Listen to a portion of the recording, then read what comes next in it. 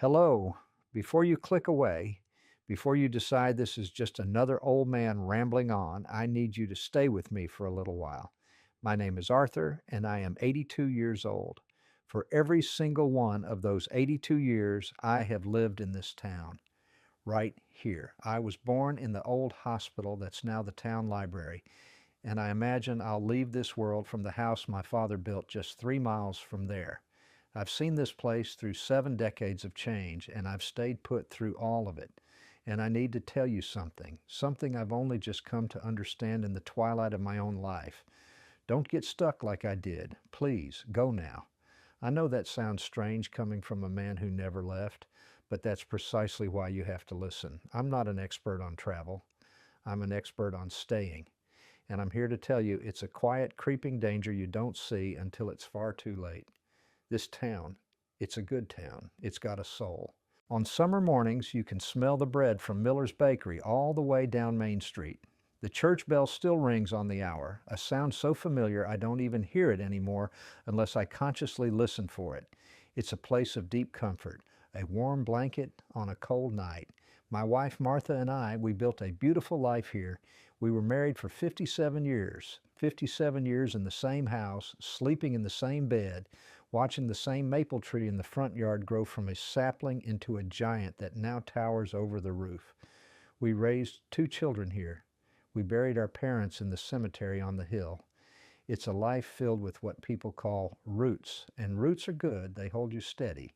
But what nobody tells you, what they don't dare whisper, is that roots can also be an anchor. And an anchor doesn't just hold you steady, it holds you in place, forever. We think of comfort as a blessing, and it is, but it's also a sedative. It quiets the part of you that whispers, "What else is there?" It's so effective that after a while you forget that voice was ever there at all. I remember when I was 23 years old, just a boy really, though I felt like a man full of promise. I got a letter, a job offer. It was from a shipping company out in Seattle. To me, that was like saying the moon. It was a world away, a place of ocean and mountains and people I'd never met. I had the train ticket in my hand. I can still feel the sharp corners of the paper, the crispness of it. It felt like a key. Martha, she was just my girl then, not my wife. She came to the station with me. My father had been sick, and the thought of leaving him, of leaving her, it was a physical weight. She didn't say, "Don't go." She never would have. She just stood there on the platform, the wind whipping her hair, and she looked at me with this expression of such profound, terrified love. And in that moment, I made a choice. I told myself it was for them, for my father, for her. I told myself it was the noble thing to do, the responsible thing. I cashed in the ticket and bought a ring instead, and for a long, long time I believed that story. But the truth is, and it's a hard truth to admit after 60 years, I was afraid. I was terrified of the vast unknown world, and I was relieved to have an excuse to retreat into the small known one. And here's what I've learned. We are experts at dressing up our fears as virtues. We call our fear of failure prudence. We call our fear of the unknown loyalty. We call our fear of being lonely commitment to community. And we build a life on these noble sounding fears. The town, the routine, the comfortable life, it has a very loud voice. It shouts, "Stay. This is safe. This is known. This is good." And the wider world, it only whispers. It whispers, "Go. See, experience, risk." When you're young and unsure of yourself, you listen to the shouting. It's just easier. You tell yourself you'll listen to the whisper later. You'll go, "Someday," and then you lay one brick, a good brick, a mortgage on a small house. Then you lay another, a promotion at the local plant. Then come the children, the most beautiful, wonderful bricks of all. You build and you build, and you're proud of your creation. You've built a fortress of a life, and it is a good life, but you don't realize until you're my age that the fortress you've built to keep the world out has also become your prison, a comfortable prison with lovely curtains and a well-tended garden, but a prison all the same. And the walls are made of all the good decisions you ever made. I had a friend, my best friend growing up, named Jimmy. He was the opposite of me. He was all whisper, no shout. In the summer of 1968, he announced he was leaving. He had a backpack, a worn-out copy of a book of poems, and about $500 to his name. He was going to Europe. We all thought he was a fool. We did. We gathered to see him off, and we patted him on the back, but in our eyes was a kind of pity. We were the sensible ones, the ones building real lives. He sent postcards at first, a blurry picture of the Eiffel Tower, a description of the light in Florence, a story about a strange fruit he ate in a market in Istanbul. The postcards became less frequent, and then they stopped. For years we wondered what had become of him. We mostly assumed the worst, that the world had swallowed him whole.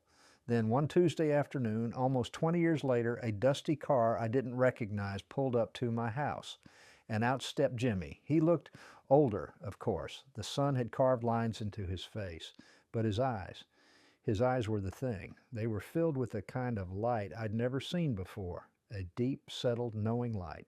He hadn't gotten rich. He owned a tiny, dusty bookstore in Lisbon, Portugal. He'd married a woman there, had a daughter. He was just visiting his sister.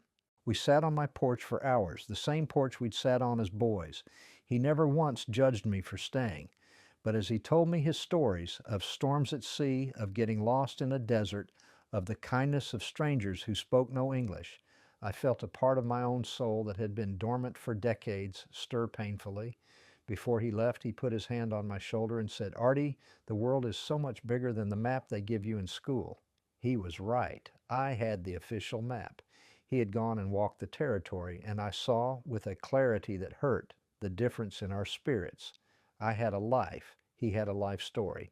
Now, I know what some of you are thinking. I can almost hear it. But what's so wrong with that? What's wrong with community, with putting down roots, with being a pillar of your town? And the answer is nothing. Absolutely nothing. There is a profound, undeniable beauty in it. When my son Mark fell out of a tree and broke his leg in 2 places, our neighbors brought us dinner every night for a month. When the old textile mill, the town's biggest employer, shut down in '83, we all pulled together. We created a food bank in the church basement overnight. We shared what little we had. I have held the hands of my friends as they mourned. They have held mine. I have seen generations grow up. I know the name of every dog on my street. These are not small things. They are real. They are precious. They are the very fabric of a good human life. But here's the thing, the difficult paradox. Roots anchor you, yes, but they also chain you. They bind you to one small patch of soil, and that soil can be rich and wonderful. But it is only one patch, and the world is a garden of infinite variety. By sinking your roots so deep in one place, you give up the chance to ever know what other soils feel like, what other rains fall, what other flowers bloom. You get one life, one. And you have to ask yourself, do you want to spend it all in one corner of the garden, no matter how beautiful that corner is? About 5 or 6 years ago, a young woman's car broke down right at the end of my driveway. The engine just died with a sad sigh. It was a hot afternoon. I went out and offered her a glass of water. The use of our phone. She was from Australia, it turned out. She had been driving across America for 3 months, just living in her car, working odd jobs. She was maybe 25, full of this bright, fearless energy. While she waited for the tow truck, we sat on the porch and she told me about sleeping under the stars in the desert, about working on a farm in Colorado, about the people she'd met. She wasn't running from anything. That's what struck me. So many stories are about running away. She was running to everything. She was just trying to collect as much life as she could. Then she turned to me with these clear, curious eyes and she asked a simple question. She said, "You've lived here your whole life. That's amazing. But if you could go anywhere, just one place you've always wanted to see, where would it be?" And I opened my mouth to answer, and nothing came out. I searched my mind for the names that used to live there. Paris, the pyramids, the Amazon, and they were gone. They were like faded ink on old paper. I couldn't conjure a single image. My world, my desires, my dreams, they had all shrunk to the exact size of this town's borders. I think I mumbled something about the Grand Canyon, but it was a lie. I hadn't genuinely dreamed of it in 50 years. It was the quietest, most devastating moment of my life. To realize my imagination had atrophied. To realize I had no answer to her question. When she left, she thanked me for the coffee. I should have thanked her for holding up a mirror I had been avoiding for a lifetime. This is the hardest part to talk about. My Martha, she passed on 2 years ago now. 57 years we were together, and for 56 of those years our conversations were peppered with the word someday. Someday, Artie, we'll see the ocean. Someday, we'll take that train trip through the Rockies. Someday, we'll go see where my grandparents came from in Ireland. Someday, someday. I've come to believe that someday is the most dangerous word in the English language. It's a thief that steals your life one day at a time. It's a lullaby that sings you to sleep until you've slept through your whole future. After she was gone, the house became quiet, too quiet. I started the awful, necessary task of going through her things, her closets, her drawers, and in her nightstand, tucked away at the very back of the bottom drawer, I found a small floral pattern box. I thought it might be old letters. I opened it. Inside there was no jewelry, no letters. It was full of brochures. Travel brochures. One was for a cruise to Alaska, the pages soft with age. Another for a walking tour of the Italian coast, the colors still bright. Another for a trip to see the autumn leaves in New England. I looked at the dates on them: 1975, 1982, 1994. She had been collecting them for our entire life together. She had kept them, tucked them away. She never pushed me. She never complained. She accepted the life I had chosen for us. She just quietly kept the dream alive in a small box in the dark. And I had kept her here. I thought I was giving her a good life, a stable life, a home, and I did. But I see now that I also kept her from the world. I was her anchor. I was her comfortable, loving cage. That realization, it didn't just break my heart. It broke something in my very soul. To know that she had held on to those dreams so quietly for so long, and I had been too afraid, too complacent, too stuck to make even one of them come true for her, for us. Your town might not be a place on a map. Maybe it is. But maybe your town is a job you've outgrown, one that pays the bills but slowly drains the light from your eyes. Maybe your town is a relationship that is safe and predictable but lacks any real passion or growth. Maybe your town is a set of beliefs you inherited, a way of looking at the world that you've never once dared to question. You know what I'm talking about. You feel it sometimes, don't you? That little tug, that quiet whisper late at night that asks, is this it? Is this all there is?